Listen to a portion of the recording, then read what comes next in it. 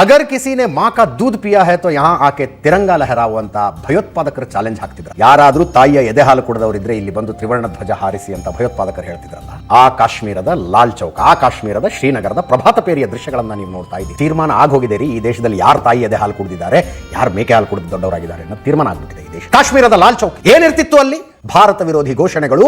ಆ ಲಾಲ್ ಚೌಕ್ನ ನೆತ್ತಿಯ ಮೇಲೆ ಪಾಕಿಸ್ತಾನದ ಧ್ವಜ ಹಾರಾಡ್ತಾ ಇತ್ತು. 10 ವರ್ಷದ ಹಿಂದಿನ ಮಾತು. ಹರ್ ಘರ್ ತಿರಂಗ ಅಭಿಯಾನ ನಡೀತಾ ಇದೆ. ತ್ರಿವರ್ಣ ಧ್ವಜ ಹಿಡಿದು ಮಕ್ಕಳು ಪ್ರಭಾತ ಪೇರಿಯಲ್ಲಿ ಭಾಗವಹಿಸಿ. ಯಾವ ಮಕ್ಕಳು 10 ವರ್ಷಗಳ ಹಿಂದೆ ಭಾರತೀಯ ಸೇನಾಪಡೆಗಳ ಮೇಲೆ ಕಲ್ಲೆಸೀತಾ ಇದ್ರು, ಆ ಮಕ್ಕಳನ್ನು ಕರ್ಕೊಂಡು ಬರ್ತಾರೆ, ಶಾಲೆ ಶುರು ಮಾಡ್ತಾರೆ. ಒಂದು ಶಾಲೆಯ ಹೆಸರು ಶ್ರೀ ಕಶ್ಯಪ ಋಷಿ school of unlearning and relearning ಅಂತ. ಅಂದ್ರೆ ನಿಮ್ಮ ಮನಸ್ಸಿನಲ್ಲಿ ಏನನ್ನ ತುಂಬಲಾಗಿದೆಯೋ ಅದನ್ನ ನಾನು ತೆಗಿತೀನಿ, ಏನ್ ಆಕ್ಚುಲಿ ಇರಬೇಕಾಗಿತ್ತು ಅದನ್ನು ತುಂಬುತ್ತೀನಿ ಅನ್ನೋ ಉದ್ದೇಶ ಇಟ್ಕೊಂಡು ಶಾಲೆ ಶುರು ಮಾಡ್ತಾರೆ. ಇವತ್ತು ಕಾಶ್ಮೀರ ತುಂಬಾ 90 ಶಾಲೆ ನಡೆಸ್ತಾನ ಮನುಷ್ಯ. ಇಂಥ ಭವ್ಯ ಭಾರತದ ಪ್ರಜೆಗಳಾಗಿರೋದಕ್ಕೆ ನಾವೆಷ್ಟು ಪುಣ್ಯ ಮಾಡಿದ್ವಿ ಅಂತ ಅಲ್ಲಿನ ಮಕ್ಕಳು ಮಾತಾಡಿದ್ರು.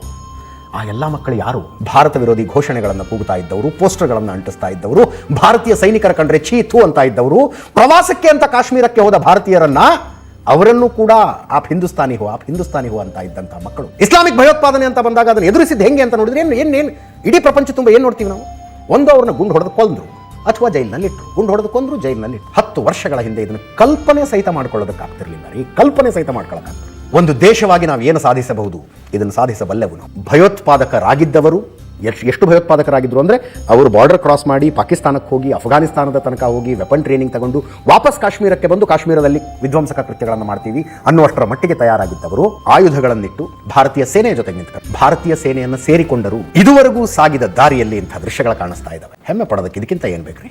ಭಾರತೀಯರಾಗಿ ಹೆಮ್ಮೆ ಪಡುವುದಕ್ಕೆ ಇದಕ್ಕಿಂತ ಇನ್ನೇನು ಬೇಕು?